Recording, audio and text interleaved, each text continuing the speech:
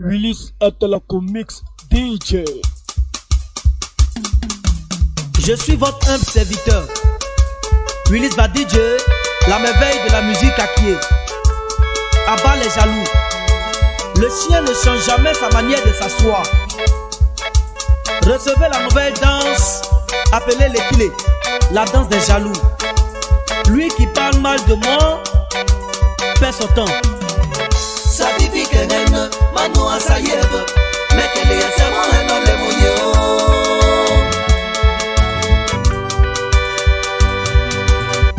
Sabibi kehene manu asayebe mekele yasemo heno le moyo. Mole moyo,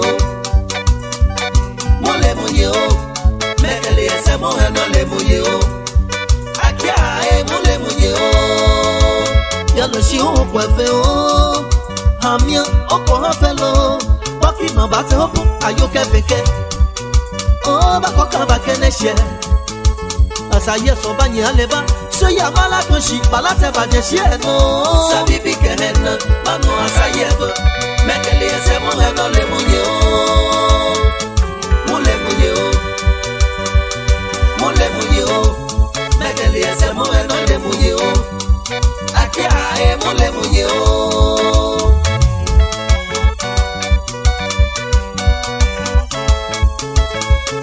mole moye o mole moye o mole moye o moda mi nye meji o lege yi mono lele me elome e ma da mi nye meji yeye kake yi mono ho me elome e ma da mi nye meji epe ke yi mono ko me elome e ma da mi nye meji be ke yi mono juju me elome Emma da minha mediu Mole muye o Mole muye o Mole muye o Ada minha mediu Isa Sawadi Oh Sophie Daniel no Tebeyi kame Adi shomana leo Akuna no bakume Memo bomanya ye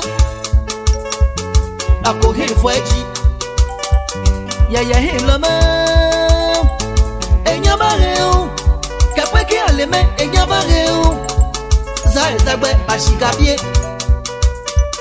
Walo Ezayi ezagbe Bazale bie Beye di mo Yeye hin keba mo mebe Enya bareu Batebe Bashabe lobo Babu gekemi Batebe, Bachabe lobo Bako voyage ze, ema bako shika o Moko mouye o Moko mouye o Oh moko mouye o Alele bache homa Ye yi me le fin, bayi le o Ila yi le fin, bayi le o Oh, ano me koko se tome o E poupolo ya po fonchonne Bine ya po komi Asama masialo no Yelele yale bichiko me bouye bien ingénieur Abou Franck Achi Patrick Sombo Adizide Sombo Abibe Oh ba no me koko soto me Imo kan Jacqueline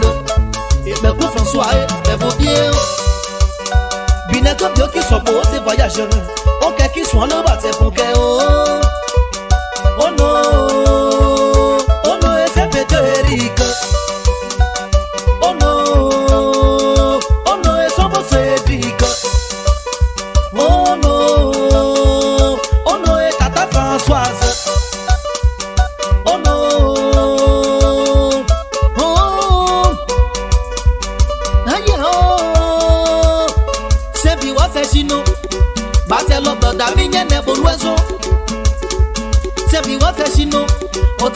Café, ta migne ne boulouezo.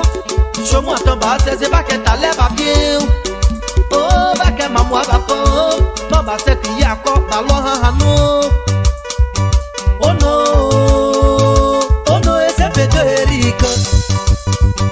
Oh non, et son beau c'est Eric.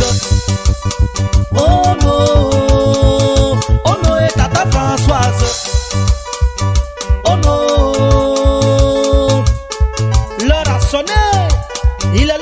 danser. Les kilés, les kilés, les kilés, les kilés, les kilés, les kilés, les kilés, les kilés, les kilés, les kilés, les kilés,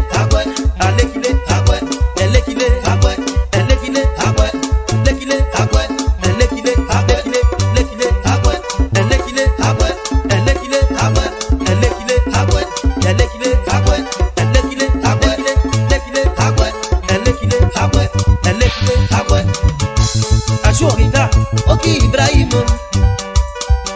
Acho Augustin, y'a plus Judith, Anne bébé. Où n'est pas on est Irène, on s'est mis à l'eau bébé.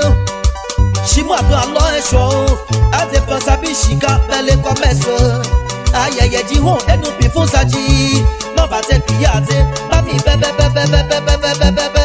Oh non, et c'est mes deux Eric. Oh non, et son beau Cédric. Oh non, et tata Françoise. Lui qui parle mal de moi, perd son temps. Aïe, il faut aller à Pont-Solange, on cherche bien. À Pont-Marie, ainsi qu'à même, on cherche bien. A qui chico, jo bien, bon, kamo, pika. Ok, mon kè koufé, kamo, bien, soit l'autre, c'est mon kè. Oh, mon tête, mais tu sais, pour rien. Qui est le bec à bateau, mais qui est coulou. Aïe, oh, mais bien, béda Joseph. Aussi, son beau pied, un aimant, il est bien. Assis Patrick, assis Gilbert, encore Célestino, assis Justin. On s'est bien l'envoyé. On reprend encore la danse des jaloux. Lui qui parle mal de moi perd son temps. Les kilés, les kilés, les kilés, les kilés, les kilés, les kilés, les kilés, les kilés, les kilés, les kilés, les kilés,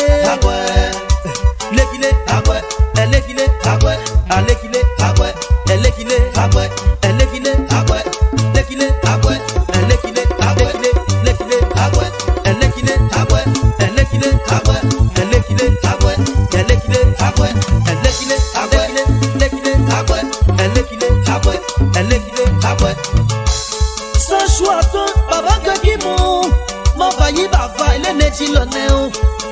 Sans choix, papa que mon et mon baba chicafé, ça que t'as zo balao. Sans choix, papa que mon bailli bava, y'a dit ma balé. Oh, professeur Mano, bon, c'est pas tout ça pour rien. Y'a pas le jeu, bon, c'est pas tout ça pour rien. Au pays où je suis pris dans ça, mon tête et ma casse à yélier. Oh, dès qu'ils sont, oh, je m'y raille, mon tête et pas tout ça pour rien. Oh non, Agathe. Oh non, Françoise. Oh non, son beau Cédric. Oh non, Elisabeth. En position maintenant de la nouvelle danse de l'année 2018. Nous allons triompher devant les jaloux avec cette danse. En position. Les kilés, les kilés, les kilés, les kilés,